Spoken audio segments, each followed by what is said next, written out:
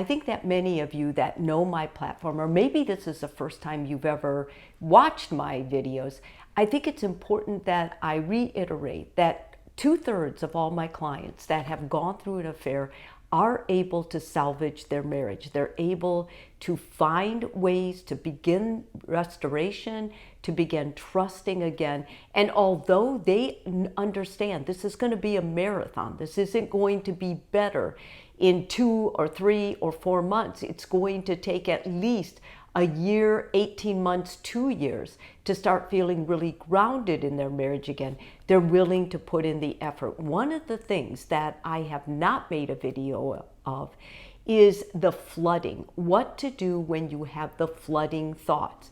And remember, when you have flooding thoughts after, okay, you've decided to keep your marriage together, for the partner who has been betrayed, there's flooding. They get these in these periods where there's just a whole bunch of negative, overwhelming thoughts. And sometimes when the partner who has cheated is trying to work to restore their name or their character or credibility again as a faithful spouse, they get upset with this flooding. And not only upset, but they get defensive and react to it. This can destroy the ability to actually make your marriage work after infidelity. So it's very important that I go through this with you and talk to you about this, because many times a therapist will say, oh yeah, you can work it out, sure. But we forget all the details, and flooding of thoughts is a part of the process. And I would say this begins anywhere from the day one you find out through the first year, and you can expect it. And don't be surprised if it's been 2 years since your partner cheated, and all of a sudden these old negative thoughts start flooding you again. If you have the tactics and you practice the tactics, it's more likely you'll be able to minimize the effect, to get back on track with rebuilding your marriage and make it work. So let's go through what doesn't work, okay? Giving assurance. When you give assurance such as, it won't happen again, or everything will be okay, I learned a lesson, whatever, this is not going to help with flooding. When your partner is flooding, the flooding of thoughts, remember, they cannot stop it. They are in survival mode. And just making a light assurance, it won't happen again, it's over, why can't you just let go of it? These kinds of things are going to disconnect you rather than reconnect you. If you try to control and manage their response, you can't control what's happening to your partner. This flooding is happening at a brain chemistry level. They can't control it. If they could control it, they would stop it. What happens is when you try to control it, it makes you look like you're not taking responsibility for what you did, betraying your spouse. And so rather than trying to manage it, tell them, I am here with you. I'm listening. And just reiterate, I am so sorry. What will help you at this time? Should I hug you? Should I leave you alone? What is going to help you feel better at this time? When you are working as a server rather than as someone who is trying to control someone out of control, you're going to find a lot more success. It's going to quiet some of that flooding, and the person flooding, the partner who has been betrayed, is more than likely going to be able to calm down sooner and get some sort of control over what's going on with her or his thoughts. Self-deprecation. It does not help when you start telling your partner, I'm such a heel, I'm such a creep, I can't believe I did that to you. When you do that, you basically are turning yourself into someone your partner can no longer respect either. It's important that you don't start that litany of self-deprecation. And the reason is because you made a choice. At the end of the day, you chose to cheat. And when you start degrading yourself, you put all the attention on how broken you are. And that is not okay. You're focusing the issue on you becoming a victim of your own cheating, and you are not the victim. You are the person whose consequence you're now trying to work through. And you are the person who made the choice to cheat. And so it's important that you don't use that tactic. And I know that's a tactic because I've seen it in my office. You are not a victim. And I'm going to remind you of that. If I ever see you person to person, this is on you. And it's time that you focus on what's going to make your partner feel better. Pretending like everything is okay when it clearly isn't. When you try to push stuff under the rug or tell your partner, oh, this is going to pass, don't worry, stuff like this happens, I'm sure it happened to other people, they just don't talk about it. Any excuse is not a good excuse. And the reason is because pretending it didn't happen is almost a slap in the face to your partner, because your partner is going through an emotional roller coaster. And if you say, well, it wasn't a big deal, didn't even matter, then you're saying you threw the marriage away for something that didn't matter. And everybody knows that would be the most hurtful thing you could say to your partner. So you want to stop doing that. You basically want to pause when your partner is flooding and say, you know, I've hurt you so bad. I want to serve you now. What can I do right now that's going to help? And you're going to help me. You're going to see that I talk a lot about offering to serve your partner. And that's because many times we forget that that's our job as a spouse. It's to serve and comfort our partner during difficult times. Any kind of judgment, you know, over the time of recovery, there'll be a lot of times for both of you to cast judgment. And anytime you judge, you're taking the problem away from the two of you. You can blame, you can shame someone until the end of the day, but that isn't going to help you reconnect, nor is judging. I think what's more important is that you begin using some of this feeling, some of this overwhelmingness of just raw negative emotion to start rethinking how you're going to protect the marriage as you guys go along and as you're working together to make it healthier, to make it better. We've got to start thinking of how are we going to protect it.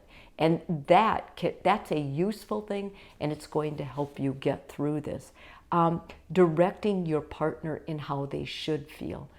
I've seen this done, and that's why I'm adding it. A lot of times, the person who cheated will tell their partner, well, you're lucky I was honest about it. You're lucky I came face to face or whatever. Or you're lucky that I was able to break it off and stay with you.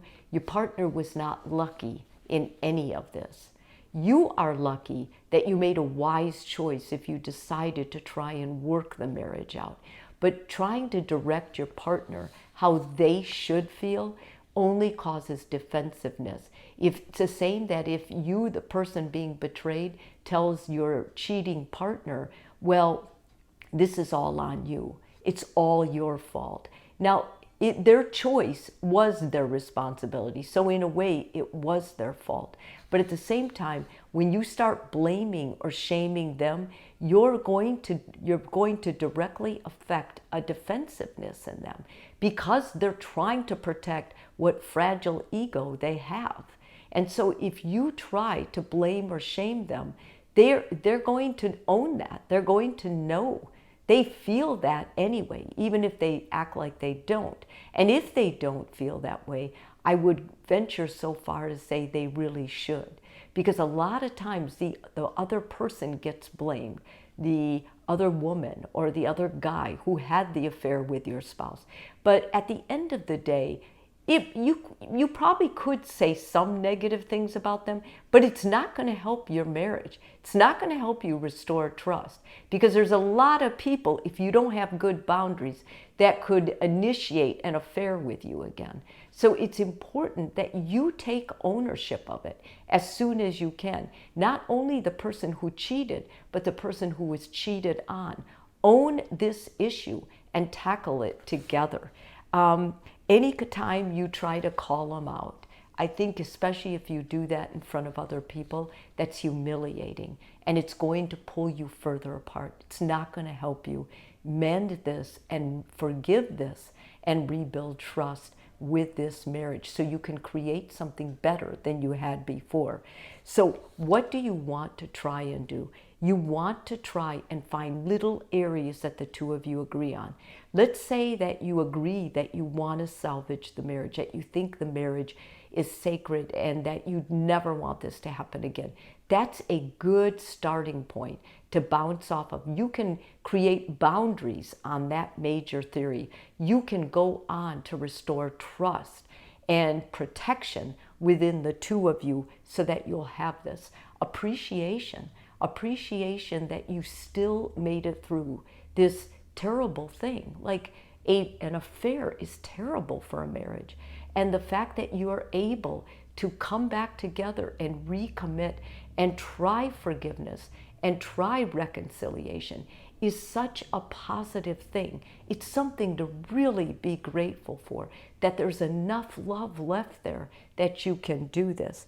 Seek to understand. Let your partner know you really want to understand them and try to listen to them. Don't get out your phone. Really work on hearing what they say. Ask if they want to talk about it. I think the most important thing we need to do is we need to handle this problem with the respect it deserves. This problem of cheating will not go away. It's got to be walked with. It's got to be confronted. And the one way to confront it is to ask your partner, can we talk about it? Do we have that capability without totally going into a whole nother state of, chaos? And when you are starting to get healthier, you'll see little glimpses of this in that you'll ask your partner, can we talk about it? And they'll say, yeah, let's talk about it. And they'll be relaxed and they won't be defensive.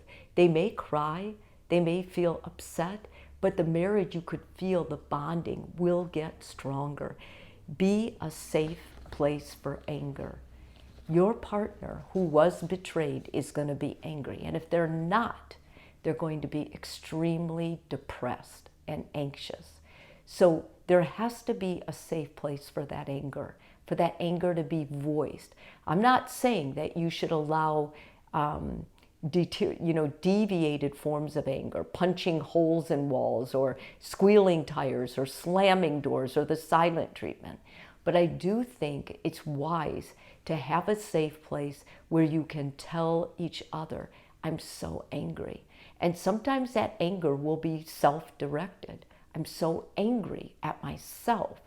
But then it's important that when a partner says that, the other partner is there for them, is forgiving for them. It says, you know what can we do with this anger so that it doesn't eat us alive? Well, we know things that do work. Therapy helps. Walking helps. Any form of exercise helps. Talking about it helps. Reading books about it. Taking a course in marriage, divorce-proofing your marriage. These kinds of things are really going to help you and your partner feel safe in this again. And the safer you feel, the more your mind will be receptive to letting the anger be known, for talking about it. I think a lot of times held in anger is because the mind is not trusting yet that you'll be able to handle it. But once you're both able to handle the anger that's obviously got to be felt going through this process, you're going to be in a much better self. In fact, when you start being able to talk about your anger, you guys, the healing has been significant. So I actually look for that sign when I'm counseling others. And I think I see that as a very green flag that, okay, we can get on board. Anger is part of the reconciliation. And if you don't feel anger, I'm afraid you'll get depressed, and then pretty soon you'll be sweeping stuff under the rug. That's not appropriate. If this video is helpful for you, please subscribe. And for all of you that are already subscribing, I want to say thank you from the bottom of my heart.